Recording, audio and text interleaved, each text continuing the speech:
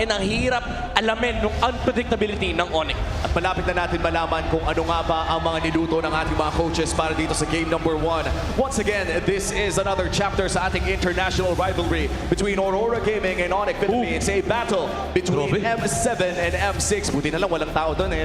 Walang si Wolf. walang natamaan ng Prating Broken Walls. It's blue side para sa Onyx Philippines at tatanggalin agad nila ang Hilda with the Phobius. Oh, matik agad eh. Alam mo, hindi lang yan eh. Kasi yung Fanny din ay inalis kagad. Yeah. Alam mo, hindi natin pwede tanggalin sa pangalan ni King Kong ang isang Fanny. During the amateur, yung stint niya ng amateur scene ay isa to sa mga favorite talaga hero niya. Oh, lalo ngayon na sobrang unpredictable na talaga. Hindi mo na alam kung ano trip laruin ni Sigma Jungler. Minsan Totoo. nagpaback siya, minsan nagsusuyo. Tapos meron ka pang last pick Lancer na kailangan intindihin. Good thing for Aurora is nasa red side naman sila, so hindi ganun kalaking problema. But now, Onyx Philippines, they remove the Kalea, which is very interesting considering na yung identity ng Aurora for the past few weeks of regular season, medyo nagsistick sila sa mga pang-peel or pang-protect na roamer. But I feel like they just know something. They know na baka dumating itong Aurora prepared with a whole lot more composition that they're used to seeing in the regular season. But again, if you look at the first pick, nandiyan yung mga usual suspects. Nandiyan sila Claude, Harit, Suyu, and even yung Harley na I think will be very contested between the two junglers. It's very interesting na hindi pa ito tinatanggal sa mga first few bans natin. At nasa Aurora Gaming ang bola ngayon. Tatanggalin ba nila yung Harley or Suyu? No. They're gonna go in for a Basha ban. Kaya ang ibig sabihin yan ay nasa Onyx Philippines kung sino nga ba ang kanilang unang pipiliin. Yep. Again, Harley, Suyu, Harit, and Claude. Pero Marcel ang Wow. pipiliin ng Onyx Philippines. I feel like Gord is coming for Super Friends. Nakita na natin to sa ibang region, sa MPL-MY, sa MPL-ID. Yung combo ng Marcel Gord ay napakadaya. And si Friends, alam mo, lately, Gord lover yan. That's true. I think siya nga yung huling nagbigay ng back-to-back wins dito sa Gord pick na iyon. And for Aurora Gaming, nasa kanila ang choice kung Suyu or Harley. Pero sagot ay none of the above. They're gonna go for the Guinevere kasabayan ng isang Valentina. Ano nga ba ang ginagawa ng dalawang pick na to sa paparating na picks ng Onyx Philippines? I feel like it blocks yung combo na pwedeng magamit ng Onyx kasi yung Marcel Gwyn ay nakita na rin natin mula sa Team Liquid Philippines ng kanilang last stint. Actually, Onyx yung kalaban ng TLPH noon na ginamit nila yung Gwyn Marcel. And it's also just a nice jungler to have, especially if alam mong paparating yung mga stationary mages like Gord kasi pwede mo silang talunan with the spatial migration. So now, Onyx Philippines, it begs the question, do you divert your strategy? Do you shift your composition? Kasi again, meron pang Harley, meron pang traditional Suyo, meron pang Claude in fact. Pero pipilitin pa rin nila, men. Pinilit yung Gord ata. Oo. Not only that, isasabay pa nila ang isang Harley. Ang daming magic damage ngayon sa kamay ng Onyx Philippines. And now, final pick here for the side of Aurora Gaming. Ano kaya ang magandang ilabas dito? Sasabayan na ba agad nila with a Suyu? Pwede ata sila. Ay, feeling ko, kailangan pa nilang i-flex itong Guinevere eh. Siguro Ayaw nga pala, Guinevere pa. Pinaka-safe dito, XP lane muna, no? Para at least secure na ni Edward kung ano man yung hero niya. Kaya lang, ang problema doon, mabubuksan kasi yung ideya ng mabubuo ng composition ng Aurora. Yeah. Either that or you go the Claude. Kailangan pa rin naman nilang kumuha ng gold laner dito. Pero Khalid, pipiliin, kinounter nila yung Marcel. Wow. And just like that, tapos na po ang ating picking phase sa first round. Kaya naman, dadako muna tayo sa mga tropa natin sa on-ground panel para ipagpatuloy ang draft. Maraming salamat sa ating mga casters. As of the moment, we're looking at something quite different, Wolf. Kasi yung Suyu, or maybe even the Harley is there, pero hindi siya picked up as much. May nagbago ba over these 2 weeks? I don't think so. Parang nakafeel ko lang dito para sa Aurora. Mas na-feel nila yung strike nila with semi-fighter na junglers. Parang hindi na full assassins para kay DK. Going in for the Guinevere. Whereas ito namang Onyx, sticking to their style. Yung Gord, pati yung Harley na sobrang comfort hero sila yung kinuha nila dito. Now, we're looking at Aurora being the next to pick first in the second phase. They're still missing an Edward and a Domingkite hero. What are some of the possibilities that you're looking forward to here? Tingin ko yung mga mapupunta dito kay Doming, yung mga malakas mag-control ng river like yung Claude, the Moskov, at yun yung first pick nila, ilang last pick nilang hero. Coming out from Edward, maybe even a Benedetta, eventually makita natin, or a Lapu-Lapu. Sa Onyx naman, nararamdaman ko dito yung classic setup heroes ni Brusco, yung mga Cho. I think we will see that, and then the Clint naman para kay Savero. It's classic for Onyx, a little bit different for Aurora. That's it for us here at On Ground. What's up with the casters there? At grabe, no, na-predict nga naman talaga ng ating draft predictor right now that Arlot being taken away by Coach Hayes. At para naman dito sa Aurora Gaming, tila ba'y ang tinitignan natin talaga ay sisimutin ng mga gold laner. Pero ang huling ban nila ay Tirizla. Yeah, and I think it's just a good threat para makuha mo kasi sana yung Arlot Red 4. But now that the Arlot has been taken out, may magkakaroon ng agawan between the Claude and Harit. That is likely gonna be the exchange. If one hero gets through, maybe Aurora steals them away. So kukunin nila yung Uranus. Maybe ang iniisip dito ng Aurora, ilast pick na lang natin yung gold laner kasi hindi naman nila kailangan madaliin yung Claude. Kasi ang purpose lang, if mamadaliin mo yung Claude for Aurora is ayaw mo lang makuha yan ng Onyx. Pero ang problema kasi si Savero yung kalaban mo eh. Parang wala siyang pake kung Claude yung hawak niya o hindi. Kasi may Yisun Shin, may Clint, may Moskov. Napakadami pa talagang hero na natitira kay Savero. I think one of the leading gold laners in terms of unique heroes picked during the regular season. Kaya garantisadong hindi matatanggalan ng hero. And that was a smart choice mula dito kay Master the Basics, taking away XP laners instead dito kay Kirk. And with that, Pakito ay tinanggal na rin. Recently, nabigyan ito ng mga buffs sa ating patch. Kaya naman ang fourth pick, red side, ay nasa kamay na ng Aurora. Napangiti din si si Edward eh. Parang iniisip na ata yung mga heroes dito. Alam mo, naka-util sila eh. Hindi ba malabo dito na mag-Benedetta to? Parang yung mga ganun? Yeah. May ano pa naman eh, may mga flex options pa sila pero they get the Claude.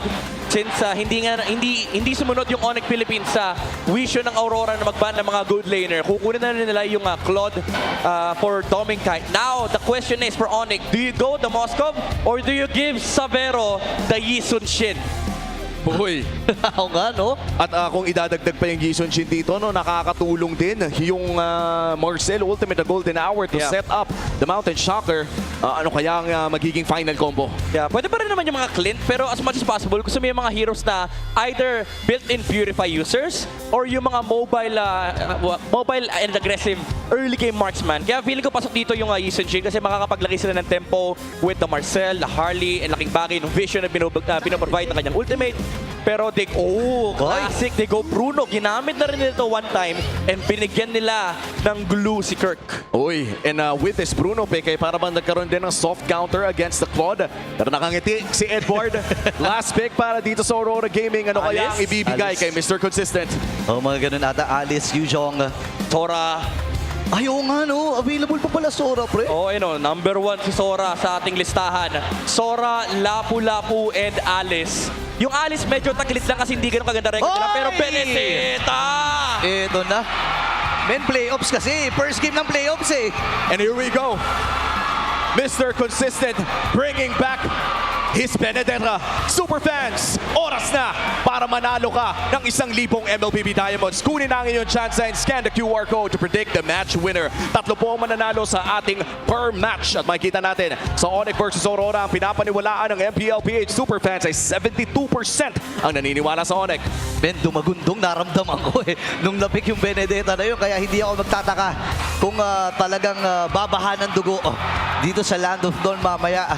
Kasi feeling ko na-miss din talaga ni Edward yung mga ganitong klase. Yung maraming pinipindot. Kung babalikan natin, nung time sa Blacklist International, isa si Benedetta sa naging hero talaga ni Edward.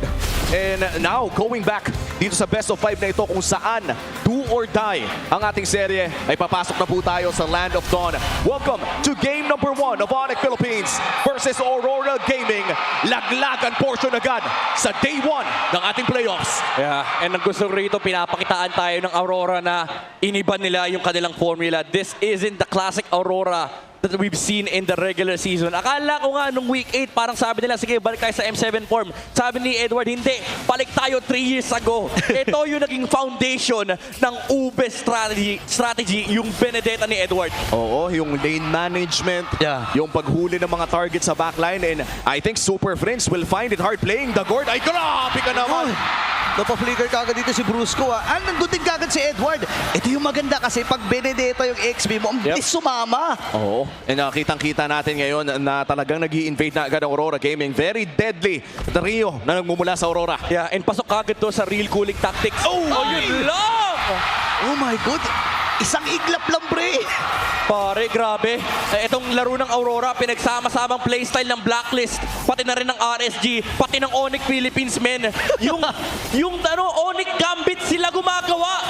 Wala, yung purple buff. Naku, ayaw talaga pahawakin dito ang Onyx Philippines. Pero si Demon Kite, critical ang kanyang sitwasyon. Apak siya sa sideline, pero di abot. At si Light ngayon ay mapapaflicker din. Sa kanya napunta yung Deadly Magic na yon. Pero mabubuhay din naman siya with a quick Sangard. So far, 1-for-1 ang naging trade natin. Pero wala pa rin nakakalamang sa ating laro. Dead even. Pero si Sabero pupunta ni Light. Wala namang damage na magagawa. 12 seconds bago lumabas ang pinakauna nating pagong. When we look at the item power spike, sino ba ang nakakalamang sa ating first turtle fight? Actually, lamang dapat yung Aurora, but because of the fact that King Kong was able to kill, nakakuha din siya ng XP. Kahit hindi nakuha yung purple buff, inabot naman niya yung kanyang level 4 and lamang siya ng gold over Demon Kite. So for Onyx Philippines, sa perspective nila, we can just scale, look to get some items. Kumbaga yung window nila, yun yung hinahabol ng Onyx Philippines na yun. But for Aurora, nandun pa rin naman yung kanilang aggression, yung timing, pati sa early game kasi ang dami nilang damage eh. Ang daming pinanggagalingan ng damage. Nandyan yung Gwyn, nandyan yung Khalid. Tsaka parang ang dami ding iisipin ni Super Friends dito. Light looking for goal! Okay, nagamit yung si Garsh! Doon ako kagad dito si Light. And this time, pumasok with the elect of final blow itong si Edward. Pero pang zone lamang yun para makuha ng tuluyan ng Aurora ang pagong. Yeah. Trades talaga. Trades talaga yung habol dito ng Onyx Philippines. Get sila. Oy! Aray ko po. Doming. Ay! Day 1 ng playoffs. Pre, may recall kagad si Doming. Gumaganon na agad. Minute number 3. Mainit. Pressure pala ha. I am the best gold laner ha. Alam mo, dalawa sila nagsabi na Oo sila nga. ang best gold laner dito sa Pilipinas and nagkakainitan si Doming Kite at Sabero and clear, very clear for Aurora na si Doming Kite yung nanalo doon kasi napuwersa yung flicker ni Sabero. And this is very interesting dahil kadalasan alam natin na lamang dapat ang isang Bruno Yes. kontra sa isang Claude. Pero dahil sa mga micro outplay na ginagawa dito ng Onyx Philippines ay ng Aurora Gaming ay medyo nadihado ang Onyx Gold Laner doon sa may bandang itaas. Matagal-tagal pa naman bago yung susunod nating turtle fight. As of now, wala pa rin masyado nangyayari sa mapa. Ito ba yung pwede nating ma-expect na medyo nagtitimpi ang parehas nating teams? I think for Aurora hindi. Nagre-react lang ng tama yung Onyx na hindi sila basta-basta nagpapakita kasi ang daming pantalon ng Aurora kasama sa jersey nila yan, may pantalon. And ang mahirap kasi dito is ang dami rin nilang damage. So for Onyx Philippines, they really need to find some sort of window that they can play around. And unfortunately, yung window na yun, kailangan pa nilang hintayin kasi yung power spike ng Onyx Philippines is yung level 4 Deadly Magic ni King Kong and then yung items ng Bruno. Oy, final blow nagamit doon sa ibabang bahagi. Pero mabilis na clear ang Top lane, top isasagot. Top lane ata, 4 na miyembro mula sa Aurora. Di ata nakita. Di niya alam, di niya Wala alam. atang ideya dito sa Sabero. Nagiging agresibo pa siya. Blazing Duwit ay nagamit. At 4 na miyembro. Kagad ng Aurora! Ang pumunta ko pero na-picturean yung tatlo. At hindi na-capitalize yung Mystic Gush. Okay, kumakalit yung Sanson dun sa dalawa. Sa likuran si Sabero ang pinupunti na dito ni Light. Pero Pink Sangguard ang kanyang gagamitin. Yue, pupilitin lamang protektahan pero isasakripisyo na nila.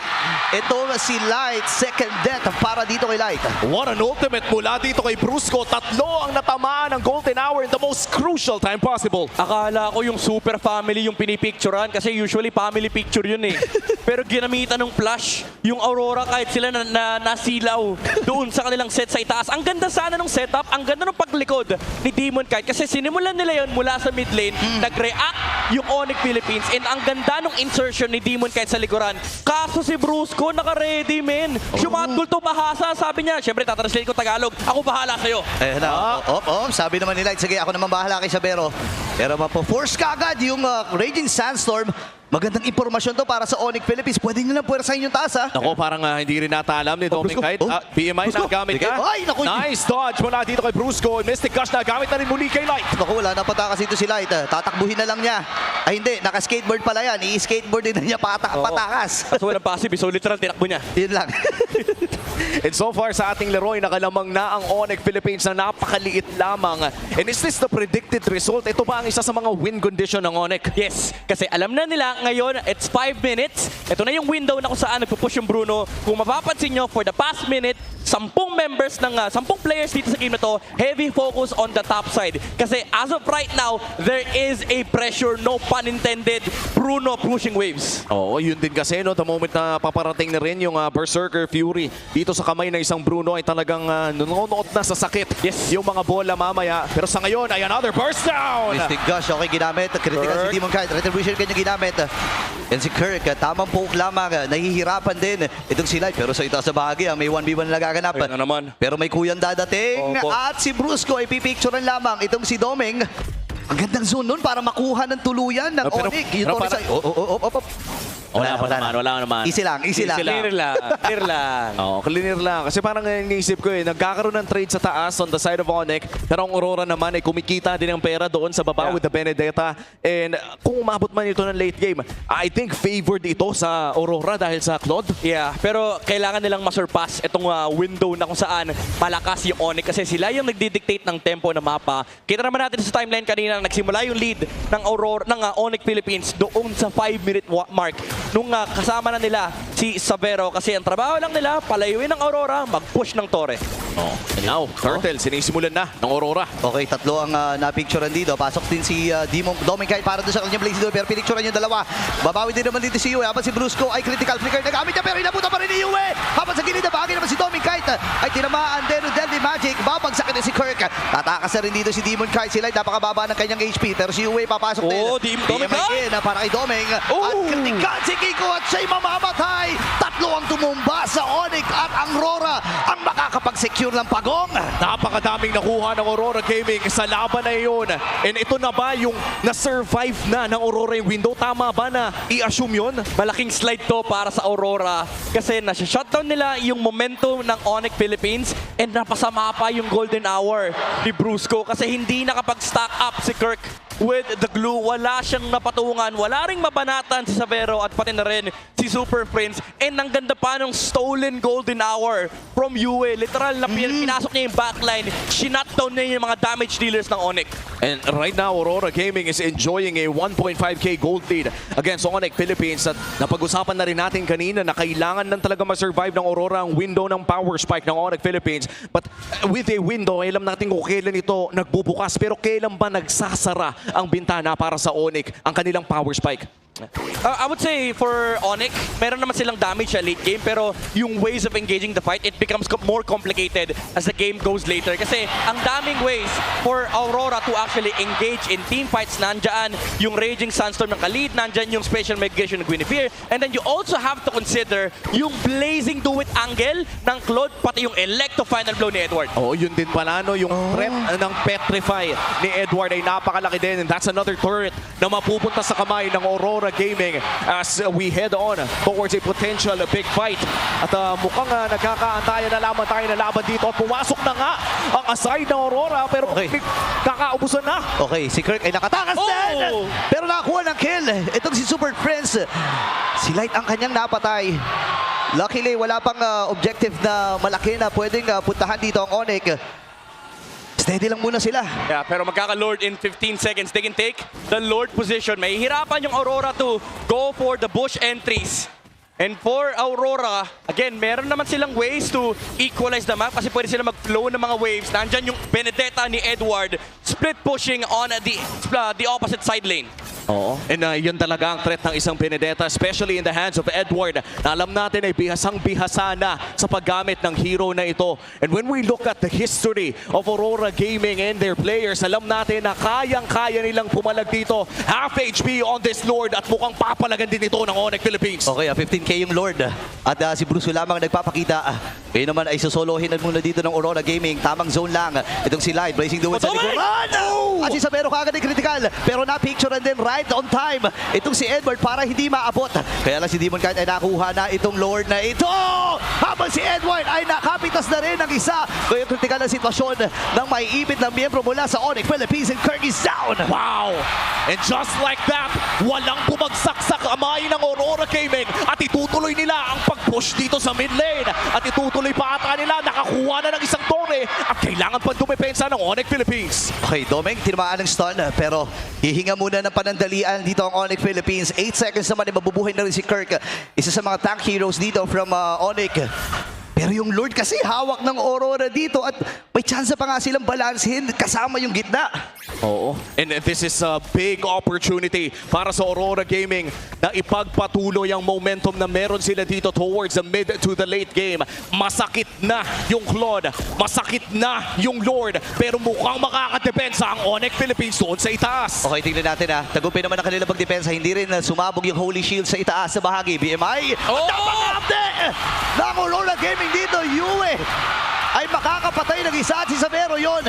Pinilit na lang yung Super Beast gamitin yung kanyang Mystic Gush para mapagpatuloy yung clear wave na kanilang pinaplano. May paghinga pa para sa Super Family. Oo, may Holy Shields din para dito sa mid lane and sa bottom lane. Potentially, pwede nang antayin si Savero 15 seconds para makagawa ng play. Pero may part 3 pa ata ang pag-siege dito ng Aurora. A 5K gold lead.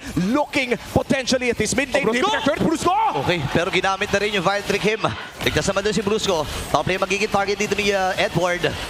Ayun na, napicture lang kung walang tinamaan. Grabe. Nakakapanghinayang mula sa Onyx Philippines pero aatras na muna ang Aurora Gaming. Ang sakit sa ulo nito, men, from Onyx Philippines na para bang pina-force lang isa-isa ng Aurora yung mga skills nyo. And kapag sinubukan nyo lumaban, again, yung mga angulo ng pinanggagalingan nila, yung Benedetta, yung Claude. In fact, sa last Lord fight, si Domeng yung nagsimula ng laban. Saan ka nakakita ng Claude na nagsisimula ng laban with a blazing duet? Sa Pilipinas lang, pare. Sa Pilipinas lang. World Championship match lang yun. At makikita natin dito sa ating screens ngayon, of course, Domeng kahit using this Claude, laning phase pa lamang ay nakita na gaano katapang maglaro ng Claude ang tao ito. And now in this game 1 of this best of 5 series, ay pinapakita ng Aurora Gaming na nagising na ang M7 World Champions. Prime Benedetta para dito kay Edward ay nagbabalik din. Dormant for 2 years and counting. Pero 3 inhibitor turns pa naman natitira para sa Onyx Philippines. Mukhang 20 seconds bago lumabas yung susunod na Lord. Mabuti ata na walang inhibitor na nakuha ang Aurora kontra Onyx doon. Bibigyan natin ng malaking problema dito yung Onyx Philippines. May Winter Crown na yung Claude. Yung ginagawa ni Domeng kahit kanina, he could do it 5 times better for Aurora Philippines. Pwede na siyang literal magsimula ng teamfight ng sarili niya lang kasi meron naman siyang Winter Crown. At masisilip natin yan sa ating Infinix in-game equipment. That Winter Crown will buy so much time para dito sa isang Claude. Katulad ng sinabi ni Midnight, hindi lamang pwede magsimula, pwede rin niyang patagalin yung mga laban dahil sa bilis na rin ng cooldown ng BMI at this point in time. And this will be the second Lord of the game. Ang pinakaunang Lord ay Aurora ang nakakuha nito. Kaya naman nakapag-push sila at mukhang i-reset muna ito ng parehas na kupunan. Ano bang hinihintay na sayaw natin dito? Lamang ang Aurora sa wave sa baba, Naghihintay sila ng mga targets pero tama ka, para sa Aurora, wala silang pake kahit gaano katagal itong Lord na to kasi nagbe-build up yung wave sa ibaba. The moment na magpakita yung Harley, pwede sila manlaban. Pwede maghanap ng angulo na naman sila Domeng kahit tatapat si Edward. At yan ang itutuloy na ng Aurora Gaming. Ang Lord na ito at wala na atang magagawa pa. Ang Onyx Philippines. That's going to be the Lord secured para sa Aurora Gaming. And just like that, wave management is the key. Ben, sabi nga ni Master the Basics, kailangan mo lang masterin ng basics Tama. At yun ang ginawa ng Aurora Gaming dito. Sige, slow push tayo sa baba. Pag nagkumpulan yan, tsaka natin simulan pag may nag-react. Para chinanel nila yung iba't ibang identity ng team na to, yung Blacklist Lord Dance 101, Ayan. yung RSG Task Force, na kapag kaya mo lumaban ka lang. Again, uulitin yung tanong ko kanina, saan ka nakakita ng Claude na team fight starter? Well, I guess tayo makakakita sa dalawang world champions na naglalaban ngayon for play-ins sa ating playoffs. Lord ay magmamarcha dito sa mid lane, dadambahin at mukhang babagsak na rin bot lane ng punteriya ng Aurora Gaming at mukhang makukuha nila ito ng libre. Uy, napaflicker si Light ha. Pero tumama din yung ultimate. Oh my Kaya lang God! napicturean itong si Edward. Lalapit sana si Demon Cat pero si Domeng Kite rather. And this time ay nahuli itong si Kirk. Siya'y mamamatay. Kulang ng isang miyembro dito sa Philippines. Ganun din naman itong si Light. Mapipitas din ng Onyx Philippines. Tagumpay ang kanilang pagdepensa at naproteksyonan din nila yung itaas at ibabang inner base turrets. It's a good defense pero we also have to recognize the fact na nag-mess up din yung engage ng Aurora. Domeng Knight! Ang lalim dito. Grabe. Okay, facing duet. Di pa naman niya napindot yung kanyang Winter Crown pero may kung sila gagawin dito si Brusco. Hahabol sana siya, pero dahil nga kulang yung kanyang mga damage dealer ay kumalma na muna siya. Oo. And this is very scary on the side of Onyx Philippines. Ngayon na wala na silang mid lane inhibitor turret, ay pwedeng gumawa ng mga flank plays dito ang side ng Aurora Gaming, and hindi pa natin nakikita yung tinatawag nating light angle. Parang tinitipid ata ni Light ngayon for a finishing blow. Yung isa sa mga signature tactics na lagi nating nakikita mula sa kupunang ito. Yeah, pero ngayon pwede na nilang i-execute yun. Knowing na meron silang control doon sa ibaba. Pero ito, mag-force muna sila sa harap ng Onyx Philippines. They don't really have to do anything as of the moment kasi kontrolado nila yung minion waves, hawak nila yung mga bushes. Ang hirap para sa Onyx Philippines lumabas ng kanilang base kasi pwede silang habulin ng Aurora. Ang pwede nilang gawin dito is patabain lang nila lalo si Domenkite, dumami yung items ng Claude, and maybe look to save up some gold para ma-prepare nila yung mga buy and sell. At hawak na talaga ng Aurora Gaming ang bola dito. In fact, nasa driver seat sila as of now. Nakita natin ang real-time win percentage natin at lamang na lamang ang Aurora Gaming doon. And for Onyx Philippines, yung depensa naman ay parang posible pa rin naman. You still have the battle spells available for the side of Onyx Philippines. Kompletong-kompleto. Pero I guess the question is, mahuhuli kaya nila o kaya bang huliin yung Claude at this point? Mahirap eh. Kasi pag tinignan mo yung lineup ng Onyx, wala silang reliable stun. Wala silang reliable way to hold down Domenkite. Mind you, naka-flicker pa to hindi pa namamatay yung Claude. Actually, parang ang laking factor nga ng flicker kasi pwede niyang iwasan yung golden hour na kahit pang ma-force out yung kanyang BMI, pwede niyang gamitin yung flicker para makalayo siya sa range ng Marcel. At ano ay magko-contest pa dito ang Onyx? Afford ba nila na ibigay ito? Wait lang, masyado malayo si Golden King. hour? Tatapos siya ng cyclone ay nakita si Edward. Ibo-burst na, uy, nadodge nga yun. And this time ay ang baba na buhay ng HP ng Lord na ito. Napablazing duet din sa may Winter Crown. Ngayon ay nakuha na ni Demon God yung Lord. Yue, makakapatay din siya. Tumama pa yung Spatial Migration and the finally him. Dalawa na kagad napatumba dito ng Sabero! Aurora Gaming habang si Sabero. Okay, nakakamit si Winter Crown. And si Brusco ay tutumba. Oh my goodness, dalawa na lang ang natitira para sa Super Friends. At papunta na rin at palabas na rin yung Lord, pre. Oo, 30 seconds ang kailangan nilang antayin para dito kay Brusco. 20 segundos naman para kay Kirk at kay King Kong. Ang hihintayin pa kaya ng Aurora ang Lord o susubukan na ba nila agad tapusin itong game number 1 na ito? Ang hirap nito depensahan for Onyx Philippines. Dalawa lang sila and kompleto yung engage ng Aurora. 7 seconds para kay King Kong. Papasok na Reggie Sanser. Pambugaw lang. Sa mga na membro ng Onyx Philippines. At ang liwanag ang makakakuha ng Game 1. And with a Game 1 victory, message sent para sa Aurora Gaming. Gising na ang M7 World Champions. Narinig ni Domenkite yung sinabi ni Sabero. Siya daw ang best code laner. Sabi niya, ulitin mo ulit. And this will be already a good start sa ating best of 5 na mapapanood ngayon. And to be fair, itong serye na to ay ine-expect talaga natin na hahaba dahil napaka-competitive ng dalawang kupunan na pinapanood natin. And if I'm being honest, ang sarap panoorin nun. That was a good game of MLBB. Yeah. Ibang klase ang Aurora ngayon. No? Parang for the longest time, ang nagiging reklamo ng mga tao at ng mga nanonood, paulit-ulit yung nakikita namin sa Aurora Gaming. Pag tinignan mo yung draft pattern nila, paulit-ulit yung mga nakikita naming heroes. Pero ngayon naglabas sila ng bago at ibang approach din ang kanilang ginamit. Yeah, parang nag-iba yung tono, nag-iba yung itsura ng liwanag. And ito, ibang-iba talaga ang laro ng ating game MVP. Domenkite with a commanding Claude performance. 307, pressuring the pressure.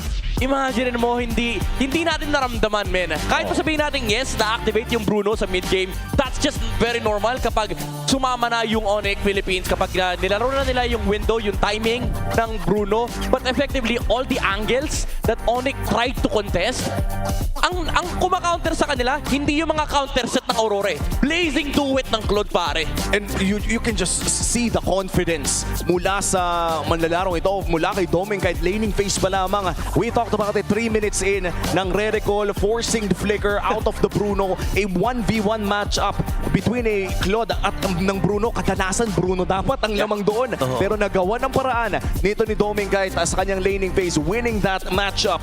And of course, winning the game as well. Grabe, no? Parang at this point, di na natin masasabi na accurate pa yung representation nila during the regular season because of this game. Alam mo, sa totoo lang mainit na tong dalawa na to, regular season pa lang eh. Ang dami natin nakita mga 1v1 nito, mga highlights ng 1v1 ni Sabero at ni Doming. Oo. Pero nung mga punto na yun kasi, laging si Sabero ang nangunguna eh. Yeah. Pero ngayon, eto na, nagpamalas na si Demon Kite. Oo. And I think I wanna go back. The last time na nagkita ang dalawang kupunan na ito ay nakalamang pa rin ang Onyx Philippines. And I believe that it was Onyx Philippines na nakakuha ng games 2 and 3 kontra sa first game victory ng Aurora Gaming. So, feeling ko if ikaw si Onyx dito, babalikan mo lang yung nangyari dati. Yeah, medyo ano ko pa rin naman, makakampante ka pa rin. Pero hindi pwedeng to the point na i-underestimate mo yung Aurora kasi nakita natin yung decisiveness ng laro nila kanina. May malaki talagang pinagbago eh. Hindi ito yung Aurora na nakita natin ng regular season na very calculated. Sometimes to the point na parang ito yung nagiging downfall nila na sa kagustuhan nilang i-calculate tong game, bumabagal yung kanilang moves. Kanina nakita natin, naglalord si Demon Kite, hindi nakapasok yung Onyx Philippines, hindi dahil hindi sila nagpunta, pero sinusugod sila ni Edward, sinusugod sila ni Light. So, sa perspective ng Onyx, teka lang, di namin makita yung HP ng Lord. Oh. At saka yung kill pressure din kasi talaga ng Benedetta. Plus, of course, yung mga stolen na golden hour na nagmumula kay Yue. Gusto ko nga makita mamaya sa ating highlights kung meron man. Yung in-extend ni Yue yung golden hour doon sa may base kung saan napilitan si Super Friends na ilipat yung Mystic Gush niya sa mga ilang tao. And that was, I think, a very high IQ play mula dito kay Yue. And this was such an impressive game.